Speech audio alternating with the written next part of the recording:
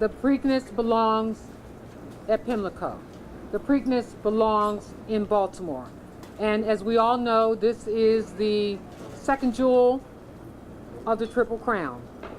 And we wanted to talk just a little bit about why we think Park Heights is so important, why we are reimagining, revitalizing Park Heights. Just a few days ago, I walked around the areas of Park Heights, the 600 acres that have been cleared. And what we want folks to know is that we're going to be inviting developers to look at Park Heights as another part of the city that needs to be redeveloped. We've got some work that's going on. I'm so excited about what Commercial Interiors is doing right there next to our senior citizens building, an African American firm. We're very excited about that work. We are creating quality, affordable housing here in Park Heights. Barbara, I want you to know that we just recently toured the new Pimlico Elementary School that will be opening up in Park Heights, councilmen and delegates. And we're very excited because right across the street from the Pimlico Elementary School, you can remember, was nothing but boarded up houses. And what we're going to be doing, and this is smart work in my opinion, is talking to those individuals who are renting in that community, paying $900 in rent, when now through the assistance of the city and the efforts of the community, we are also renovating those houses. We'll be offering them for less than $700 a month. That's a mortgage where you not only get that includes your property tax, that includes everything. So we're marketing to the parents who have students in those schools and saying, don't rent, buy, own, create equity in your own neighborhood. We're very excited about all of the work that's being done. I'm really grateful to have our partners at LifeBridge here. LifeBridge is going to talk about some of the things that they're going to be doing, but we're going to transform Park Heights. The new gateway, I'm trying to think who was here. You were here. When we first started working on I was a council person. When we first began that discussion, Becky, you remember, we started talking about the gateway into Park Heights and how it needed to be refurbished. The president was a member of the city council back then. That work is now going to begin. New pavement signages will be added, new pedestrian lighting will be added, new conduits will be added, new signals will be added, and a new retaining wall. Bicycle compatibility features will be in our community. Landscaping will occur, and working with those individuals like George Mitchell and others who've been in this neighborhood for years, we're going to be utilizing our young people to continue to clean up our neighborhoods. Be More Beautiful is also working in this neighborhood. We've got over 60 young people in our city who work every Saturday because of a young man that I met, who said, I just need to work, 14 years of age. They're working to help clean up our neighborhoods at $10 an hour. We're excited about that work. The Park Circle Gateway project represents about $5 to $6 million in investment. DHCD will restore 32 vacant properties in Park Circle. And Wendy, thank you. Where's Braverman? Where is he? Hey, Braverman. What Mr. Braverman will tell you is that one of the things that I committed to initially when I came into office was that we were going to transform Park Heights. And we were going to be inclusive of the African Americans and others who've been engaged in this community for decades. Some renovation and projects started in this part of the city. You all may not know this, but in the late 80s, there are homes that have been renovated on Park Heights that have been sitting there, and people live there, and they've been waiting for this investment to take place. So that I know that one of our African American developers is going to start at the very end of Park Heights. Where is that, the Wendy? 36, 30? Yes, so 36 to 3700, 34 to 3700 blocks of Park Heights. And that is? PHR, Park Heights Renaissance will partner at the bottom, and then Lou Von Dungy Lou. pick up Dungy will pick up at the 3,800 and continue. And so we're really excited. I know you all can't see what I see because I see beyond the fences that are there. You know, I see the development that is going to take place, and we're really grateful for that. And so that's going to be over $110 million of public investment in that particular Park Heights deal. 21st Century School, $7.8 million. Arlington Elementary School, wait a minute, let me say that again, $78 million. You looked at me, Yitzi, like, is she serious? I know, you're like, $78 million. That will open up August 2019. Pimlico Elementary Middle School, $43 million, will open up August 2018. Blight elimination, $17 million. Demolition since 2017, 51. Demolition underway, another 36. Demolition plan, 212. Total, almost 300 houses will be demolished in the Park Heights area.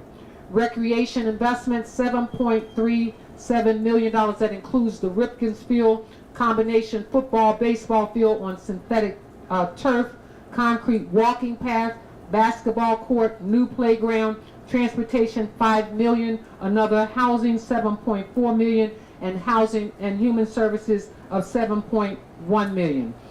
The feasibility study for Pimlico will be completed sometime in December. We're in partnership with BDC, the Maryland Stadium Authority, the Maryland Jockey Club. Phase 2 of that study is starting now, and we're very excited about this study. I agree with the governor that the Preakness belongs in Baltimore. As a matter of fact, it is Baltimore. Just look at the history. I've made it clear that I will do everything possible to ensure that the Preakness Stakes remains in Baltimore at Pimlico. With the city's ability to attract investment in Sinai's plan, I say LifeBridge expansion, we strongly believe that the neighborhood has tremendous economic development potential and should remain the home of the Preakness. I acknowledge LifeBridge Sinai Hospital, major employer and longtime partner in revitalizing efforts. I want to introduce Brian White to discuss Sinai's commitment to the Park Heights community and acknowledge the Park Heights Renaissance, Marcus Pollock, the new executive director, and then I will introduce Michael Braverman. But let me just say to you all, this is an inclusive, diverse effort.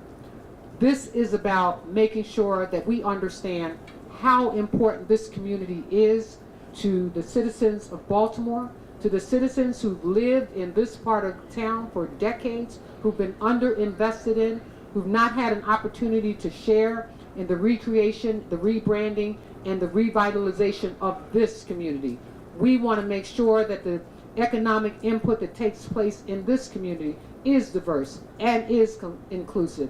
And again, I'm grateful for those, Dungy, Commercial Interiors, and others who are already engaged in this process. And I know that we've got other RFPs that are going to be out there, and I look forward to the inclusive, diverse accommodations that will take place in this city. And I thank you so much, LifeBridge, for what you're going to do to add to this effort. Thank you.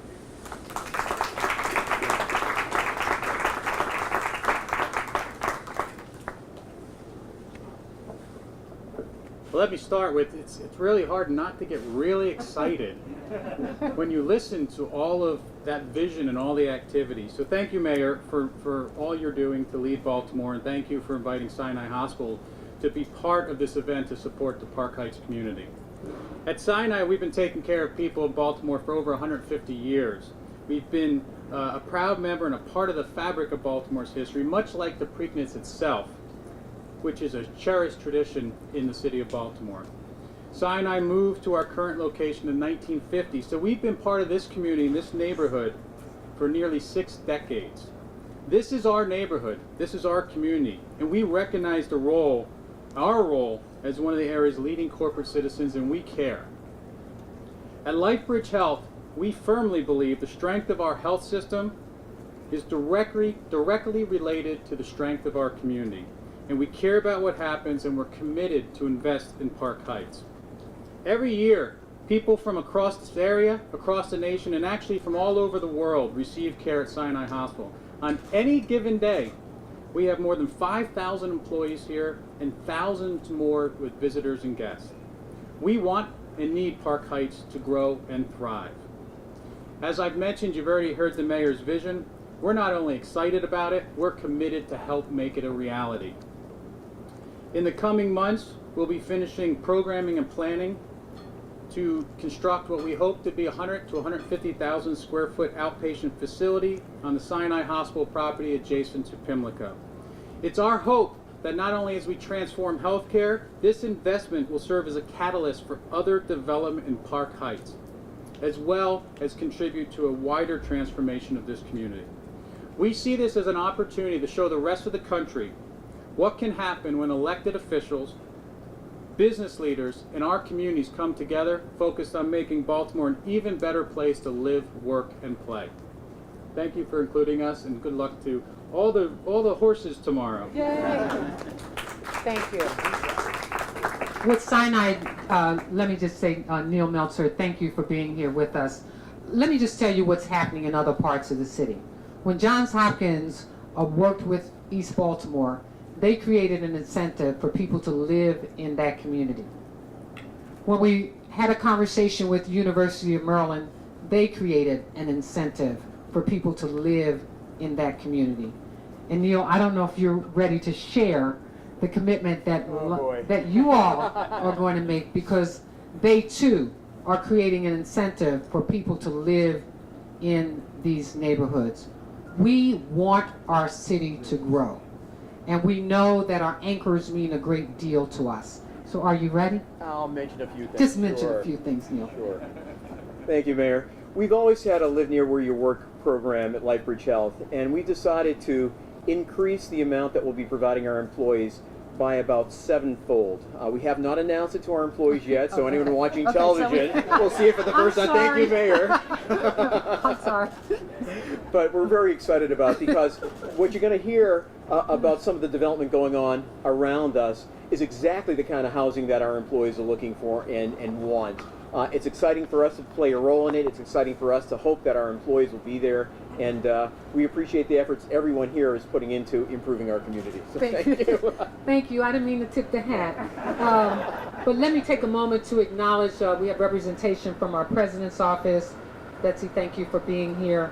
Jack Young. Councilwoman Sharon Middleton will be here. She's in a hearing. I see Senator Jill Carter is here with us. Senator Barbara Robinson. We actually share this district a little bit. You know, there's a little line in the middle, but we all care about it. Delegate Angela Gibson is here. I also see Delegate Samuel Rosenberg. I believe all the others were invited. Delegate Antonio Hayes, Delegate Frank Conaway, Delegate Nick Mosby, and Delegate Bilal. I just thought it was important to mention that they were invited, and that everybody who is present, and certainly our City Councilman Yitzi, raise your hand, stand up and turn around so everybody can see who you are. Yitzi's here. So now we'll hear from, let's see, who's next on the program. Is Marcus here? Okay. Okay, so Marcus Pollock is not here with us. Michael, do you want to share a few words? Sure. Thank you, ma'am. I think Marcus is in the hospital. Oh, okay. I understand that Marcus is ill and so was unable to be with us.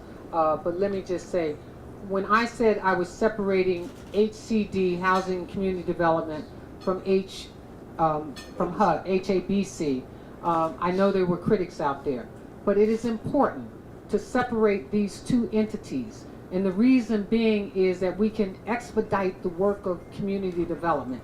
And so I think that we're able to do that. And Wendy, I'm sure you'll acknowledge. I was hoping to. Did you want her to stand up here with me? Please. Come on, Wendy. Come on. She's so shy. Yeah. Wendy is the one who, well, she's his right-hand woman. Thank you, Mayor. Thank you, Mayor. And thank you, Wendy. Can't do anything without Wendy. Everybody knows that. Raise your hand if you know that. Everybody knows that. All right. Thank you. Good morning, everybody. I wanted to say that the odds have changed here in Park Heights, right? So I would just start by saying everybody knows the horse to bet on is Park Heights going forward. And why do I say that? And I think that folks who have been working on these issues and around these issues for so long understand that with this mayor, there is a sense of urgency. And if anybody doubts it, they can look at the imprint of the mayor's boot on my behind. But I want to say that splitting the agencies is an important part of it, so that we could develop the capacity to focus on community development. And what that means is to develop a structure that allows us to have that capacity to bring to the neighborhood. So Wendy is here not just as the Wendy everybody knew, but as the Deputy Commissioner for Development for the new Department of Housing and Community Development. And I also just want to take this moment to say Tammy is back here. Tammy Hawley is our new Chief Communications Officer. Right. Tammy, raise your hand. She's formerly the press secretary to the mayor of Richmond for 8 years. So she's going to... NAACP nationally, just awesome. Yeah. Welcome back home. Thank you. And here, trying to hide over here, is Jay Green, our Chief Operating Officer, who has a resume like a mile long, but he's really an incredible asset to Baltimore. So Mayor, we split the agencies, we built the team, and let's talk a little bit about what we're doing in Park Heights, why I say that Park Heights is the horse to bet on. There are some very, very specific things going on here, and I want to give a shout out to all your agencies who are working as urgently as we are. Tom Stoser is here from planning. The planning is running our Inspire program to ensure that there are investments around our 21st century schools. I encourage everybody to drive by the 4800 block of Pimlico on their way out of here today. You will see a brand new 21st century school representing at least a $35 million investment, and then you will see an operation led by Wendy to rehabilitate every single vacant house across that street. And you'll see some adorable roof tile colors and a wonderful assets that you could own for less than what most people are paying in rent. That's what the mayor alluded to. And we want to thank our partners at LifeBridge for actually having a special live near your work amount to make and I'm not going to say the number, but it's very attractive. So it's for their employees to buy one of those houses across the street. So starting at that 3400 block at Park Circle, you can see that's $5 to $6 million worth of streetscape improvements that our colleagues at Department of Transportation, represented by Frank Murphy here today, are engaged in. And I think Mills and I were talking a little while ago, like that's the place where you have an accident. You used to have an accident. That's the place where you would never dream of crossing as a pedestrian. But now, with those streetscape improvements, that beginning of Park Heights, that corridor will be linked to the park. Our colleagues at Rec and Parks, who are doing a tremendous job at C.C. Jackson. C.C. Jackson will expand into the major redevelopment area, so we can park there. You can get access off of Park Heights Avenue. And they're also working to create an entrance into Druid Hill Park off of Park Circle that's inviting. So we have some, and then Mayor, that will connect up. You were talking about the work on the 3700 block of Park Heights, also on the 3700 block of Reisterstown, where we have some long-time homeowners that have been there for a long time. Help is coming. 32 years. We will rehab every single vacant house from Park Circle up to where you are on the 3700 block. Mayor, and that's underway now. On the 4800 block of Pimlico Road, that's underway right now. On the 4200 block of Park Heights, we are working right now with our partners at Park Heights Renaissance and our partners at Penrose to create a minimum of 80 units of new construction affordable housing right there coming out of the ground. We're working, Wendy and Jay are working feverishly now to ink those deals and get that housing under construction. On Reisterstown Road, 4400 block of Reisterstown Road, Wendy, right opposite the Zeta Center, we are working, as the mayor alluded, to ink that deal to create at least 80 units, roughly 50 to 80 units of affordable senior housing. Affordable senior housing, affordable family housing, and then Wendy and Jay are working hard, Mayor. We promised you July to get an RFP on the street for 30 acres of the major redevelopment area just south of C.C. Jackson and on the west side of Park Heights Avenue. And we could see as many as 200 units of new construction home ownership housing product there, making a total of roughly altogether over 300 units, and with all the rehabs, 400 units of new housing in this footprint. imminently, Mayor. That's why I say the odds have changed, Mayor, and that's why I say Park Heights is a sure bet. So thanks to all of our colleagues in the administration, and thanks to you for the sense of urgency. Thank you. I hope you all heard that call. That RFP is going out. Request for proposal for 30 acres development opportunities in Park Heights. So I hope we don't forget that. So who's next? BDC, yes. Thank you, Madam Mayor. Good afternoon, everyone, or good morning, I should say. So, thank you. So, as we embark on the middle jewel of the Triple Crown on Saturday, I hope that everyone has not only listened but heard about all of the great and incredible public and private investment that's happening here in this Park Heights community. Between the 100, and I'm just going to kind of recap everything that's already been said. I'm going to do it really quickly. Between the $100+ million in public investment that the Madam Mayor and Mr. Braverman, Commissioner Braverman just spoke about, the major plan investments that you've heard about from Sinai and LifeBridge, obviously this community is primed for redevelopment. Whether it's the potential of a hotel here that serves the LifeBridge or the racetrack, a grocery store to support new and existing residents, or dozens of retail opportunities for small businesses. Along the commercial quarters, there's unlimited potential around Pimlico and throughout Park Heights, as we heard earlier. Again, all of that economic potential leads to job opportunities here in Baltimore for its residents, but in particular and most notably for its Park Heights residents.